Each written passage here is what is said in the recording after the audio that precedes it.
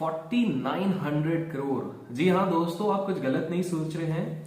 4900 करोड़ एक trader. And remember, मैं इस बार ना किसी पीएमएस मैनेजर की बात कर रहा हूं, ना मैं किसी हेज फंड मैनेजर की बात कर रहा हूं, मैं एक इंडिविजुअल ट्रेडर की बात कर रहा हूं जिसने इतना पैसा बनाया है।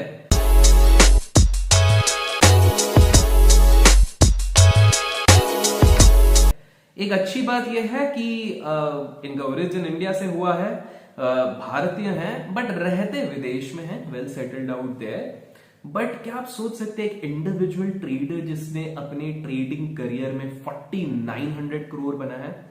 आशा है, इनफैक्ट गारंटी है कि आप में से काफी लोग इनको जानते नहीं होंगे, स्पेसिफिकली इंडियन कम्युनिटी में तो जानते नहीं होंगे। रीजन ये है क्योंकि ये स्क्रीनशॉट डालते नहीं हैं और यूट्यूब पे ये प्रॉफिट के वीडियो नहीं बनाते, तो ऑब्वियस सी बात है क्योंकि उनको बचकानी चीजें लगती थी।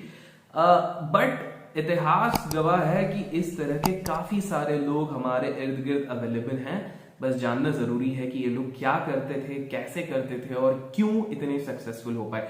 आज अपन इस वीडियो में एक ऐसी शख्स की स्टोरी कवर करेंगे जिनका नाम है नविंदर सिंह। जी हाँ, आज मैं उनके बारे में आपको कुछ चीजें बताने वाला हूं। क्या हुआ था, how was his life, what exactly he went through. And दोस्तों बिल्कुल एंड तक देखिए, बिकॉज कुछ ना कुछ नया सीखने और समझने, इंटरेस्टिंग चीजें आपको बिल्कुल पता लगेगा। तो आप लोगों को जैसे कि पता होगा कि जो ट्रेडिंग है एक बहुत लोनली प्रोफेशन है। इन द सेंस आपके बहुत ज्यादा दोस्त मित्र ये सारी चीजें नहीं होती हैं। आप अकेले आते हो और अपनी ट्रेडिंग करते हो, थोड़ा स्ट्रेस लेते हो और उसके बेसिस पे आप अपनी प्रॉफिट बनाते हो, लॉस बनाते हो, जो भी है। तो नविंदर सिंह साहब भी एक इंडिविजुअल सोलो ट्रेडर थे। बेस्ट थिंग है, कोई फैंसी जगह पे जाके इनको ट्रेड नहीं करना पड़ता था। अपने घर के बेडरूम में बैठ के उनने पूरे स्टॉक मार्केट को हिलाया। जी हाँ, अपने बेडरूम में बैठ के। काफी लोग ये सोचते हैं कि यार एक अच्छे ट्रेडर को जब तक उसके पास एक मैकबुक ना हो, जब तक उसके पास आईफोन ना हो, जब तक उसके पास बहुत सारी हवाबाजी वाली चीजें ना हो, that trader can not make money, it's all bullshit. यहां पर नविंदर सिंह साहब जी ने एक बेडरूम में बैठ के इतना सारा पैसा अपने ट्रेडिंग करियर में बनाया। ऑब्वियसली अप्स एंड डाउन्स आए, थोड़ी ट्रैजिक एंडिंग हुई, लेकिन हम समझते एग्जैक्टली हुआ क्या है। तो नॉर्मल से इंसान है, एकदम सीधे साधे इंसान है जो मस्त आराम से टीवी देख रहे हैं और साथ में न्यूज़पेपर पढ़ रहे हैं। और न्यूज़पेपर में अचानक से एक आर्टिकल पढ़ते हैं जहां पर कि लिखा गया है कि भाई एक कंपनी को ट्रेडर्स की जरूरत है, फ्यूचर्स ट्रेडर। याद रखें हम विदेश की बात कर रहे हैं, इनकी फैमिली विदेश में सेटल्ड है।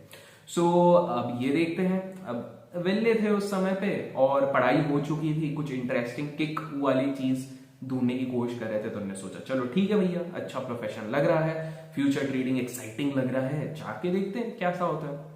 ये वहां पे पहुंचते हैं, यहाँ पर इन हाउस उनकी ट्रेनिंग होती है और उसके बाद ये माइंड से ऑलरेडी काफी शार्प रहते हैं। इन द सेंस जो मैथ्स रहता है, अरिथमेटिक प्रॉब्लम्स होती है, वो उनके टिप्स ऑफ द टंग पे होता है, फटाफट क्विकली कर लेते हैं। ग्रेजुएटेड हैं फॉरेन यूनिवर्सिटी से, अच्छे खासे पढ़े लिखे हुए हैं, तो इनका मेंटल अलर्टनेस काफी शार्प है, कैलकुलेशन बहुत तेज होता है।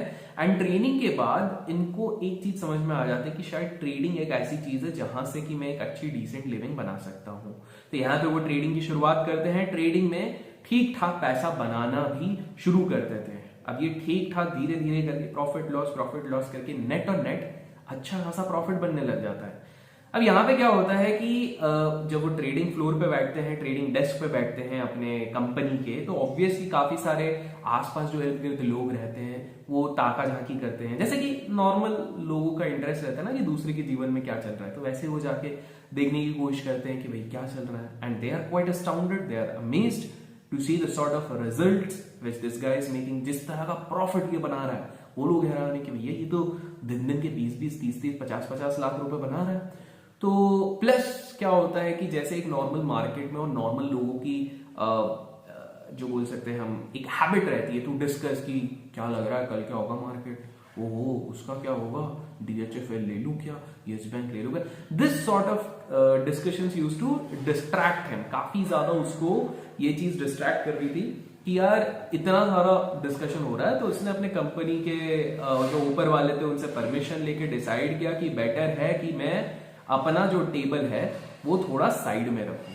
सो as a consequence of that उन्होंने क्या किया, उन्होंने अपना जो टेबल था, अपना डेस्क था, उसको शिफ्ट कर लिया। उन्होंने शिफ्ट कर लिया एक आइसोलेशन जगह पे।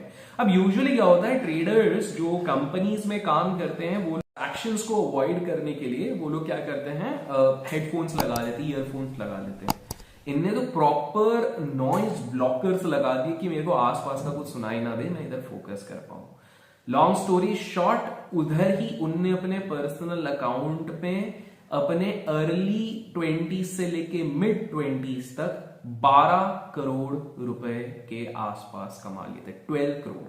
एंड रिमेंबर, इनको कोई किसी को दिखाने की जरूरत नहीं थी, इनको कभी मन नहीं करता था कि मैं जाके पब्लिकली ये सारी चीजें बताऊं कि मैंने इतना इतना बना लिया, क्योंकि उनको उस तरफ कोई मोटिव नहीं लगता था, कि उनको कोई सेंस नहीं लगता था उस चीज का। So he made this thing and in fact इतने डिस्क्रीट रहते थे कि अपनी सोसाइटी, अपनी फैमिली मेंबर्स को भी बताना नहीं चाहते थे। इसलिए नहीं कि भाई लोग क्या बोलेंगे, क्या है, ऐसा वैसा, बट पॉइंट था कि वो अपना एक नॉर्मल लिविंग, हाई थिंकिंग रखना चाहते थे, उसके साथ चलते जाना चाहते थे। अब यहां पर अब वो कंपनी छोड़ते हैं, घर से ट्रेडिंग करनी शुरू कर देते हैं। अब सीन ऐसा रहता है कि ये अब दिन का, काफी दिनों तक 1-1, 2-2, 3-3 करोड़ दिन का इंडिविजुअल अकाउंट पे बनाना शुरू करते हैं।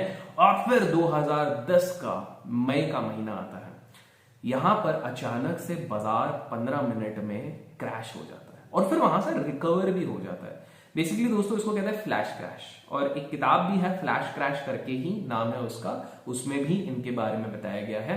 तो ये जो फ्लैश क्रैश होता है, इस समय पे जो हमारे भाई साहब रहते हैं ये ऑलरेडी शॉर्ट रहते हैं और अच्छा खासा पैसा बनाते हैं। अच्छा खासा इन द सेंस इनका जो कैपिटल होता है वो 7 से 8 गुना हो जाता है। And this time he has made 100 crore, जी हाँ 100 crore on an individual account. अब जाहिर सी बात है, आप में से काफी लोग कहेंगे कि यार इसने तो बेवकूफी करी, पूरा का पूरा पैसा क्यों लगाया, हेज क्यों नहीं किया, एसएल क्यों नहीं किया, ये क्यों नहीं किया, रिस्क रिवॉर्ड क्यों नहीं किया। अच्छा मेरे दोस्तों एक बात बताओ, आप लोग जो देखते हैं, आप जिनको जिनसे इंस्पायर होते हैं, जिनसे एस्पायर होते हैं, वो हर कोई बोलता है कि 1% से ज्यादा रिस्क मत लो, इतना टारगेट रखो, कंपाउंडिंग आप सिर्फ 24% साल का रखो।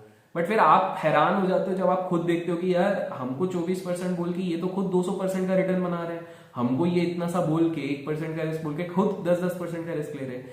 बिकॉज थिंग क्या होता है, एक बार अनुभव हो जाता है, एक्सपीरियंस होता है, कन्विक्शन बिल्डअप हो जाता है, उसके बाद आपकी स्ट्रैटेजी उसी अनुसार चेंज होती रहती है। तो कहीं ना कहीं इनके साथ भी वो सीन था। अब आने वाले समय में इनने धीरे धीरे धीरे धीरे स्केल अप करते करते अपने 4000 करोड़ तो कमा दिए, लेकिन हर स्टोरी में एक विलन होता है और यहां पर भी विलन की एंट्री होने वाली थी। विलन की एंट्री इन द सेंस क्या होता है कि जो एक्सचेंजेस रहती हैं, जो प्लस एससीसी होती है वहां की, सो वो लोग पता करने पे लग जाते हैं कि बेसिकली ये जो इतना बड़ा फॉल, सडन क्रैश हुआ, उसके बाद रिकवरी हो गई, इसके पीछे हाथ किसका था।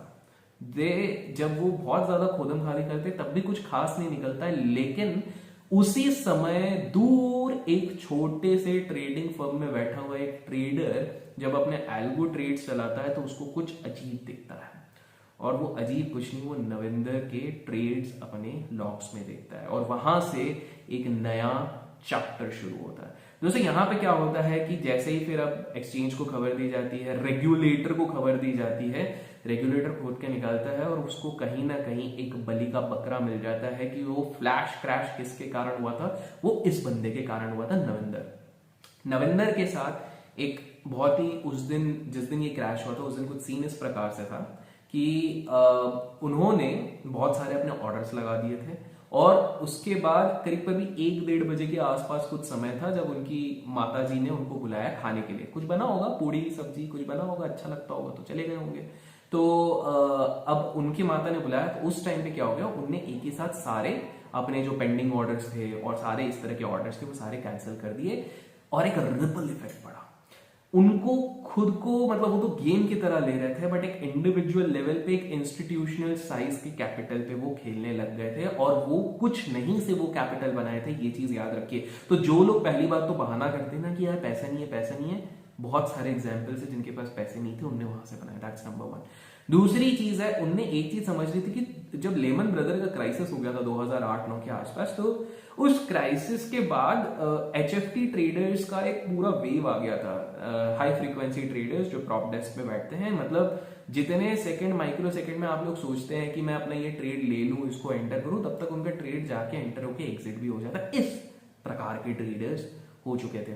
सो इनको बीट करने के लिए इनने 1-2 साल का समय लेके खुद के ऐसे एल्गोस बनाए कि ये खुद कंफ्यूज कर देते सामने वालों के। अब नविंदर जी ने एक गलती क्या कर दी थी, वो बेसिकली क्या करते थे, एक अनयूजुअल इवेंट जब भी रहता था उस टाइम पे वो आर्टिफिशियल डिमांड सप्लाई बना देते थे। In the sense, just imagine एक इंडिविजुअल, कोई प्रॉप भी नहीं है, कोई एचएफटी भी नहीं है, कोई इन्वेस्टमेंट बैंक नहीं है, एक इंडिविजुअल व्यक्ति इतने सारे स्प्रेड्स, इतने सारे ऑर्डर्स लगा देते थे कि सामने वाले को लगता था अच्छा बहुत सारा डिमांड है, और विद इन माइक्रो सेकंड वो कैंसिल कर देते, तो अचानक से किसी भी डायरेक्शन में वो चल जाता था। उनकी कैपेसिटी इतनी बढ़ गई थी कि दुनिया का जो सेकंड सबसे बड़ा फ्यूचर्स मार्केट था वो उस तक को हिला सकते थे। एंड हाँ, आपको मैं बता दूं, वो इंडेक्स फ्यूचर्स पे मेनली प्राइमरी डील करते थे। तो ये चीज सामने आई कि फ्लैश क्रैश के समय पे इनके इन ऑर्डर्स के उथला पुथली के चक्कर में ही वो फ्लैश क्रैश है। अब जस्ट इमेजिन करो, उनपे 22 केस लग गए। अब किसी चीज से मैच कर रहा है ये चीज, आप अगर किसी चीज से मैच कर रहा तो कमेंट सेक्शन में बिल्कुल लिखिए।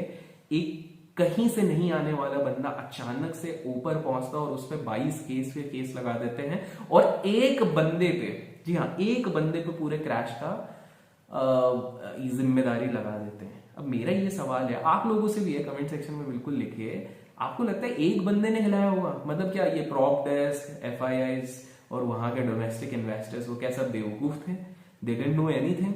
तो जाहिर सी बात है, अब फिर वहां से प्रक्रिया चली। अब मैं वो जेल वाली चीजें मैं घुसना नहीं चाहूंगा, बट ये सारी चीजें चली फाइनली कोर्ट ने उनको एक पेनल्टी, आई थिंक सो 7 या 8 मिलियन पाउंड्स का एक पेनल्टी पड़ा, जिसको उन्होंने देके क्लियर किया, और आज नॉर्मल लाइफ वो जी रहे हैं। दोस्तों, यहां से 2-3 चीजें सीखने मिलती है। पहली चीज है, ऐसे काफी ट्रेडर्स हैं हमारे देश में जो इतना अनशन बनाते हैं, but just because they are not putting it on social media we don't know. पहली चीज ये, और सिर्फ हमारे देश में, विदेश में, हर जगह देश में ऐसे लोग हैं। सेकेंड चीज ये है कि एक इंडिविजुअल बंदा जीरो से भी ऊपर जा सकता है, तो अपने अंदर एक फेथ रखिए, एक मोटिवेशन रखिए अपने लिए। एंड तीसरी जो सबसे इंपॉर्टेंट चीज जो इस पूरे एपिसोड में समझ में आती है, जो ये है कि ये जो आर्टिफिशियल डिमांड सप्लाई वाली चीज है, जो आप total quantity of buyer, total quantity of seller देते हो, ये जब एक इंडिविजुअल इतना हिला सकता है, तो जस्ट इमेजिन बड़े बड़े प्रॉप डेस्क कैसे करते होंगे। तो प्लीज इस चीज को एज अ पैरामीटर मत समझिए। मैं कोशिश करता हूं कि अपने हर वीडियो में आप लोगों को कुछ ना कुछ इनडायरेक्टली लेसन भी सिखा दूं।